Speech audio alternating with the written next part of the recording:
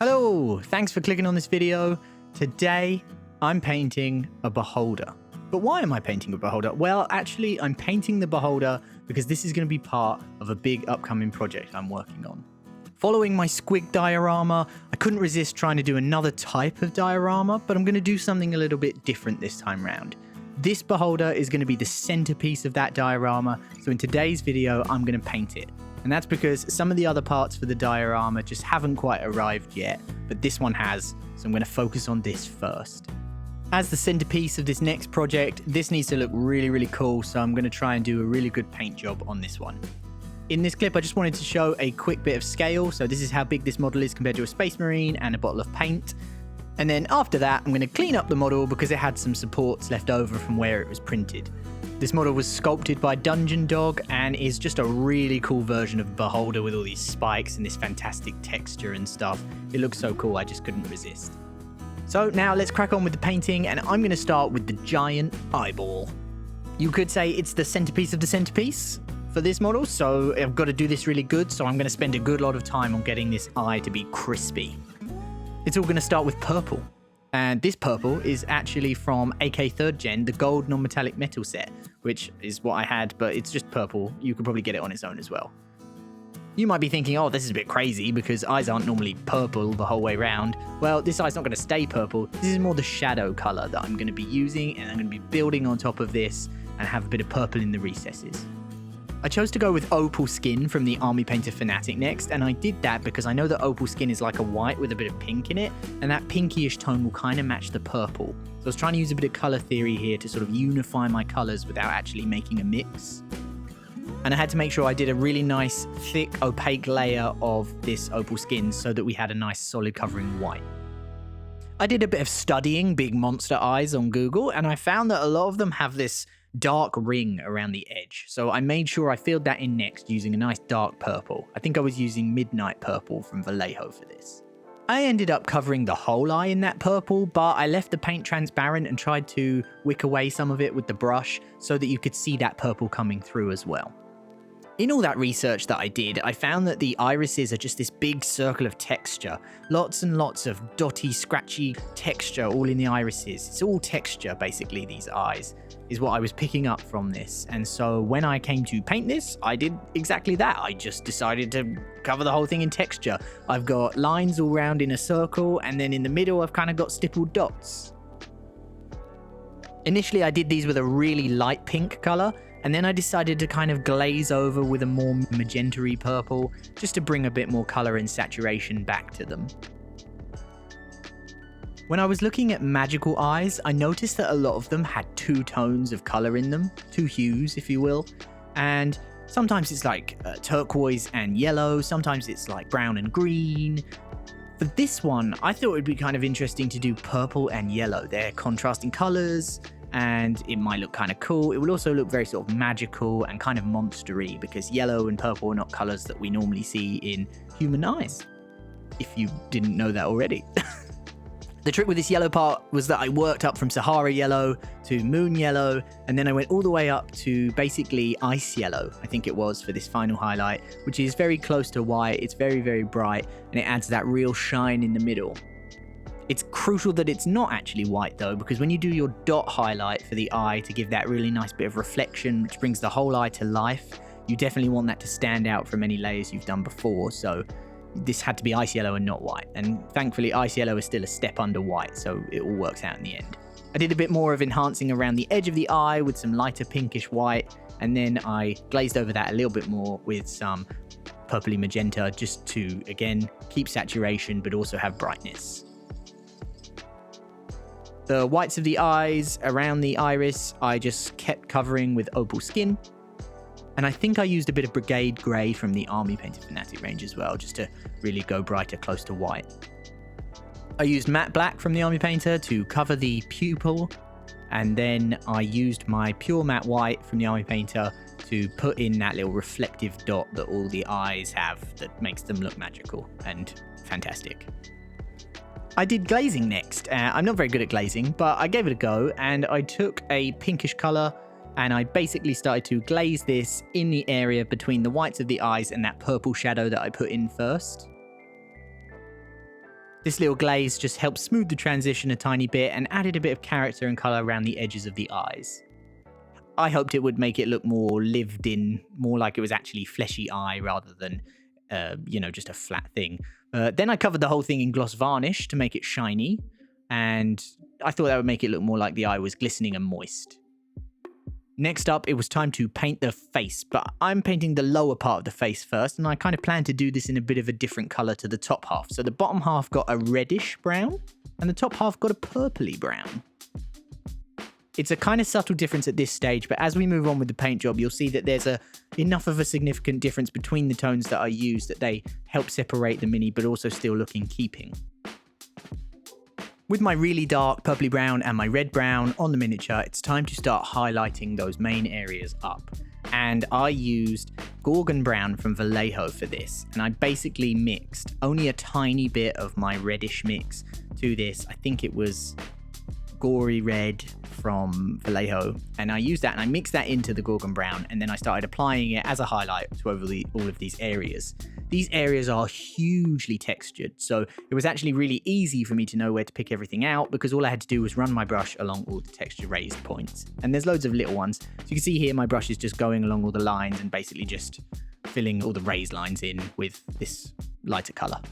Continuing on the more reddish brown section, I decided to ramp my highlights up a bit more. I did this by adding light brown from Vallejo Model Color to the mix that I had for the Gorgon Brown and Gory Red.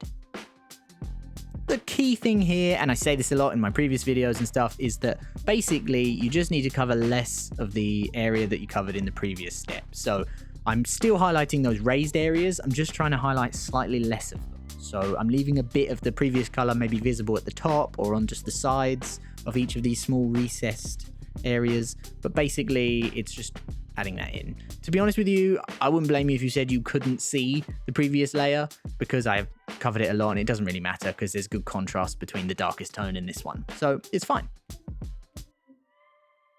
With some good definition in that area now, let's do the same thing to the purple area. The key crucial difference with this is that my Gorgon Brown mix now needs to have purple in it instead of Gory Red, so I used the Midnight Purple that I had from the eye to mix into the mix to sort of desaturate it a little bit, make it more a bit purpley, and that'll just create a very subtle difference from the red areas down by the mouth. I should say that I know that this miniature is really only going to be visible from the front because of the nature of this project. So it's very important that I really just focus all of my efforts on the front of this one. You'll see that I'm not really painting the back. With this first layer down on the purpley parts, this is what it looked like. Not that defined yet, and definitely not up to the same level of highlight as the previous mouth layer.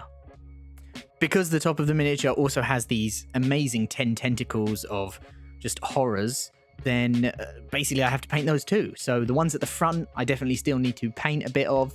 I don't know exactly how much of the model I'll get to see in the final project, but I definitely need to cover that. So using this mix, I wanted to bring the wet palette in just for a minute here to show what I was doing. On that left-hand side of the brown mixes, you can see that there's a slightly reddish brown, and on the right-hand side, you can see that I was using the purple to do that. And so on my wet palette, I was still using Gorgon Brown to keep them unified, but was just had like two paths of different highlights that I was working through. Jumping back to this purple area at the top of the mini, I just wanted to make sure that I was getting it to the same level as the bottom bit. So I'm slowly working my way across the brow, adding in this middle tone, Gorgon Brown and purpliness all in there. The purple's subtle, so it's just going to kind of look like a bit of a desaturated brown compared to the lighter, more reddish brown on the mouth. This purple brown also needs to go on all the armory spiky plates on the back of the model, so I just basically did all of those highlights at the front of all those areas. So you can see me just adding edge highlights, but nice and chunky ones. Model looks pretty good here, but I've still got to do the tentacles in the same way. So with the power of a nice transition, now they're done. That was easy. And now it's time to paint something else.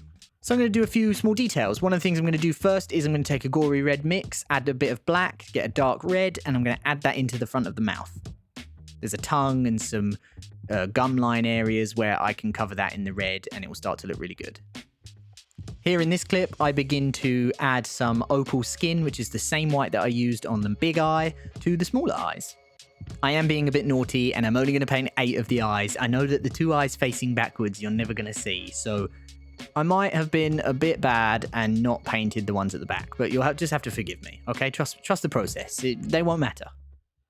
Anyway, after that, this is what I had. and it's time to move on to the horns. So these are the 3 paints I'm going to be using for the horns, and I'm basically just going to base coat the whole horns in the darkest color, which was brigandine brown, and then slowly work my highlights up through the leather brown and then into the urban buff. Now, I do have to admit, I actually swapped to a different paint on the final highlights. So when it got to those brightest, very light brown highlights, instead of using the urban buff that I showed in the clip, I actually used Command Khaki, which is the next step down in the Army Painter Hex SAD for the browns. Key thing about horns, something I covered in my long mud video, was that kind of doing scratchy vertical lines on the horns really helps to bring texture into them and create an interesting looking horn. So I tried to do that, and I tried to make the scratchy long lines of the brightest highlight on the most raised areas at the top of the horn. I'm only showing that on one horn in this clip, but then afterwards I went and did it on all the horns to make sure all the horns look the same, and when they look the same, they look like this. That last highlight there helps them really stick out from the rest of the model because nothing else is kind of that light brown color. Next, it's time to paint the teeths, and I'm going to do those in a similar way. Leather brown for the base coat. So we're going to start a little bit brighter than we started on the horns, but then we're going to move to a different color for our highlight, and that color is Off-White by Vallejo. So what I'm doing is I'm laying down a leather brown base coat, and then I'm doing a 1-to-1 mix of leather brown and Off-White. That gives me this middle sort of tone, and then I'm going in after I've covered all my sort of vertical scratchy lines on the teeth with the middle mix, and I'm going to use Off-White pure from the bottle with just a little bit of water on the wet palette, and just add that to the tips and do a couple of vertical lines on just the most raised parts. I think by the time I'd finished the miniature, I had slightly increased the size of this area to have more Off-White over the whole of the teeth. So by the time you see the finished miniature, just remember that I covered a little bit more than what I'm showing there. Still, this is what that looks like when all the teeth were ready, and it makes a huge difference now. That's a really nice bright area of the model. We've got some near white colors there, which is really, really good for bright, contrasty highlight areas. I didn't show it, but I did do some red highlights on the tongue. You may just notice they're a little bit brighter in there. I stippled on loads of crazy dots. I didn't do anything fancy. Now I've decided to paint the eyes on the 10 eye stalks, or only the 8 that I'm actually painting, and I'm starting with a red eye. I really love it in all the depictions of the beholder when all the eyes are different colors because of the different various spells that they can all cast. So there's like one eye can cast like a sleep ray, another can cast like a charm ray, another's like a death ray. And yeah, it's very dangerous. So I just thought, oh, let's do all the colors. It'll be great. The key thing about these eyes that I wanted to do was I wanted to take a darker base coat color. So be that red, be that blue, be that yellow or green. And then what I was going to do is take a significantly brighter color, so a jump in contrast, so a much lighter blue or a yellowy orange for the red, or a very light lime green for the green, or like an ivory white for the yellow. And then I just took that and I basically just stippled on and did a load of textury, scratchy sort of painting all around the iris of the eye. That just creates a big jump in contrast and a whole load of scratchy, cool looking texture, which helps the eyes stand out and look cool. Now, these eyes are much smaller than the big eye, so I didn't have to be quite as neat or worry about it quite as much, which is why just using 2 highlights here still gave me the effect I wanted, and I didn't have to worry about smoother transitions like for the big eye. It's crucial then to take my matte black and to go back in and to do the pupils. Something I found with these eyes was that neatness really helped. In the beginning, they started to look messy, the circles of the eyes weren't neat, the pupils weren't blocked in with a solid black, and so you'll slowly see over time as I add rings of dark colour around them, much like the big eye, and I added in the pupils, and I add in some more of the glazes and the purples and the shadows that I also had on the big eye, then I'm sort of blocking in a lot more neatness and making it all seem a little bit more clean and refined, which really helps to make the eyes stand out and look cooler. All the eyes needed a dot of their reflective highlight, and they all need to be in the exact same place as I did the big eye, so just off to the right hand side of the pupil. In my research, I did notice that there's actually a load of different shapes and ways that you can do the reflective dots on pupils. You don't just have to make it one circle, you can have little scratchy ones, you can have multiple ones all around the eye, but I wasn't confident enough to try it on this miniature for this project because this is going to be an important centerpiece for my upcoming project and I didn't want to risk anything. But it goes without saying, just like almost everything else I've said in the previous videos, I will be working on eyes more in the future. Certainly all miniatures have them, and I'm certain I'll paint other miniatures with huge eyes, and then I can really focus on getting all the details and making them look awesome. So this is me in this clip adding all that shading of purple and the glaze of the magenta-y color into the eyes to soften the shadows and to give that purple, more lifelike appearance around the eyes so that it's not just pure white straight up into a black line. And with all the eyes finished, this is what the model looked like. And I think the eyes have turned out really cool and I'm really happy. And I love that they're all different colors. So there's pretty much only one thing left to do on this model now. And that's to do a big final highlight over everything else. I was deliberately saving a final highlight where I go even brighter on all the brown parts just for the end because I knew it would make a big difference, and it looks really cool and it gives me something impactful to do at the end of the video, so you get a big wow factor, hopefully, if I've done it right. So if you remember, we were using light orange to highlight, and so I'm now using much closer to a pure light orange. I think I actually just directly mixed a tiny bit of my gory red into light orange, and that's the tone I'm now using to paint these final highlights. The goal of this is to paint even less, and you can see when I've done it, you've got a face that looks like this, and that popping contrast has really helped the mouth stick out now, sort of matching a lot more of the areas in their levels of brightness. But not going too bright because obviously we don't want to be as bright as teeth and eyes and that kind of stuff. Now I need to make sure I do the exact same thing on the brow, top of the head, and the tentacles with the purplyish tone. So once again, I think I used light brown to mix into my existing purpley tone, and I think I added a tiny bit more purple into that. I also think I added a bit more black into it just to desaturate it a bit more. And then I started adding that to all the top areas of the brown parts of the model.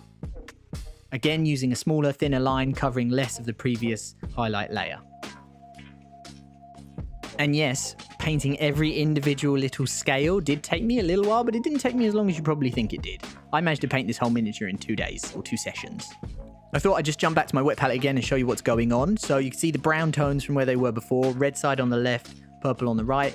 I'm pointing to the light orange that I was using for my highlight on the red half.